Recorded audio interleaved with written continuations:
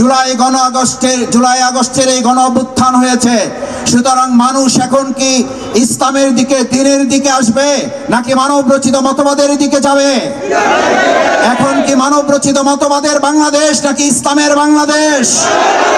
সুতরাং এই দৃশ্য দেখে যদি কেউ কষ্ট পায় আর যদি কেউ ষড়যন্ত্র করে, তাহলে সেই ষড়যন্ত্রের জবাবও কি আল্লাহ তাআলা দিয়েছেন না দেন নাই?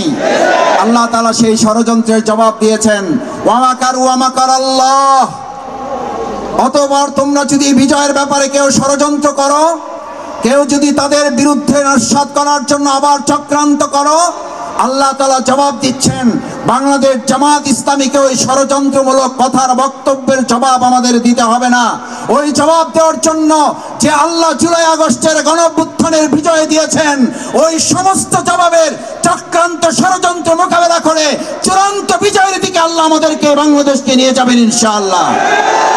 সম্মানিত ভাই এবং বন্ধুগণ, বাংলাদেশ জামাত ইসলামী যে বাংলাদেশের স্বপ্ন দেখে, সেই বাংলাদেশের স্বপ্ন শুধু জামাত ইসলামী দেখে না, সেই জামাত ইসলামীর স্বপ্নের বাংলাদেশের স্বপ্ন এই ডেমরাবাসীও দেখে।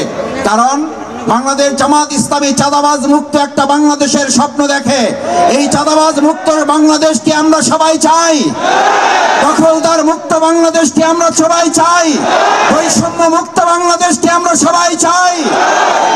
সুতরাং আজ যদি কথা ওঠে, চাঁদাবাজ আগেও ছিল, এখনো আছে, শুধু হাত বদল হয়েছে। আমরা পরিষ্কার ঘোষণা দিতে চাই, চাঁদাবাজ যে দলেরই হোক, সে যদি বাংলাদেশ জামাত ইসলামীর একজন সহযোগী হয়, তাহলে ডেমরাবাসী আমরা সবাই মিলে তার মোকাবেলা করার জন্য জুলাই আগস্টে যেমন ভূমিকা রেখেছে, তার কয়েক গুণ ভূমিকা রেখে চাঁদাবাজ দখলদারদের বিরুদ্ধে জীবন বাজি রেখে বাংলাদেশ জামাত ইসলামী ভূমিকা রাখবে।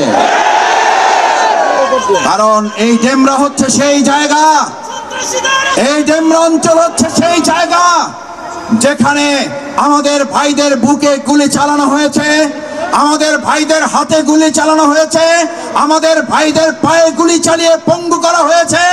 তারপর আর এক পা দিয়ে হেঁটে গিয়ে আন্দোলনের সফলতা নিয়ে আসার জন্য বলেছে, প্রয়োজনে জীবন দেব, তারপরও স্বৈরাচার শেখ হাসিনার এই বাংলাদেশ আমরা ভবিষ্যতে চলতে দেব না।